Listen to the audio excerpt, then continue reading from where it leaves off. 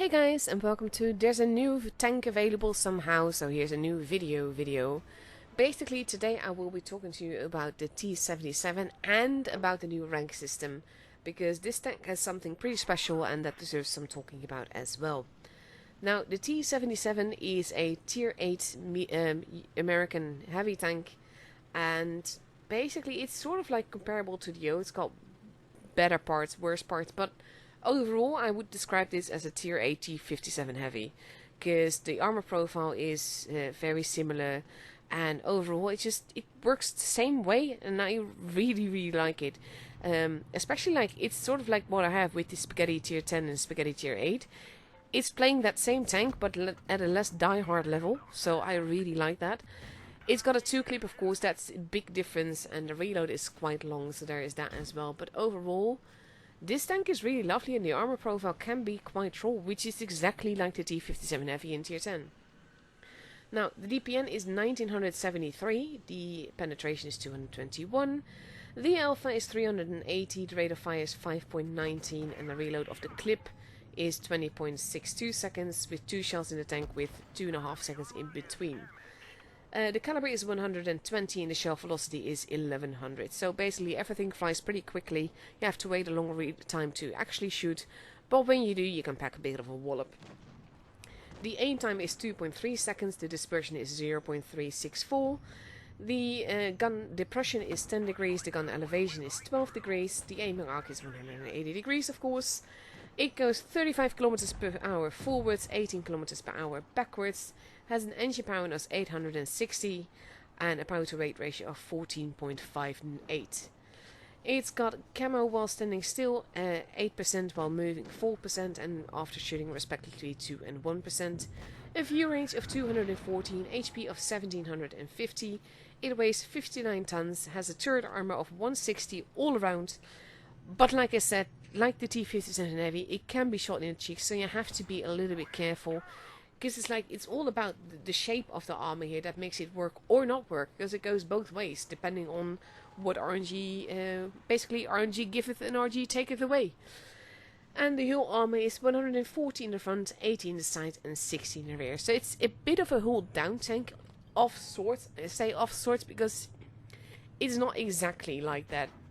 In my opinion, it is more of a heavium, and that suits its role really well. So I would use this, well, basically like I've been doing here, a bit of a heavium thing. Like you kind of like either stick with the meds and you're sort of like a reluctant med, or you stick with the heavies and you're a careful heavy because you're more mobile but you have less armor. So it's kind of like that combination. So that's the stats of the tank really quickly, to be honest. And you have to ignore the camo because I haven't been playing in boss mode with this tank. I just really like the camo, so I put a cert on this tank because it just looks so cool. Now, like I said, this tank has something special. It has ranks. And that basically means they show up like here. You see them on the screen, and as you go along, you see it in the team results. You see it when you're loading into the battle, when you're looking at the teams in the battle. As in, like, if you got all the names folded out. It's in the team battle profile results, I mean, in the reduced player profile if you open that from the results, and it is in the tank in the player profile. Now, basically what this means is nothing. It means absolutely nothing, but it is fun. Basically, you rank up by gaining XP in the tank. You can, like, you get certain badges as well that level up as you go along, that unlock at certain levels, and then you get things for kills. You can get things for basically doing 50% of your HP as damage. Stuff like that. Like these things that you see on the screen, that is the badges that you can get. And they unlock at ranks 7, 9 and 11. And they get like these fancy color things. It looks quite nice.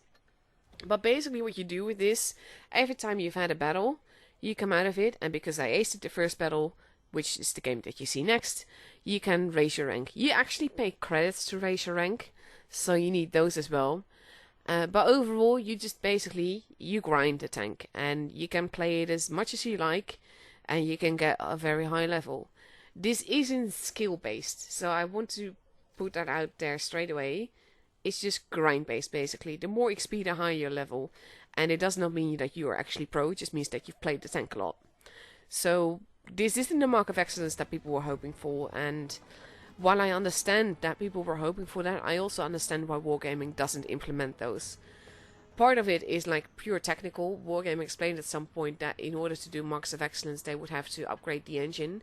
And in order to upgrade the engine, that will cost so much money that basically it would mean that we get no development for like a year. So you wouldn't get any new maps, you wouldn't get new game mode, no tours, no nothing, no tank lines, absolutely nothing, no updates for about a year.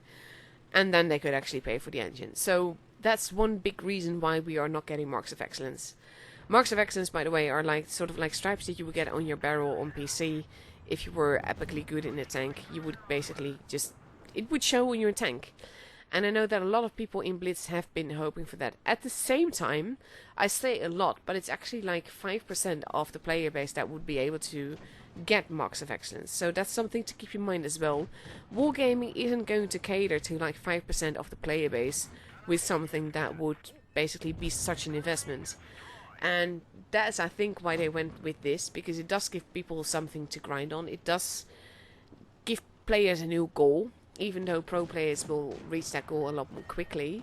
It gives them something new to do, and in that way, it's quite nice. And I kind of like that it's more or less inclusive.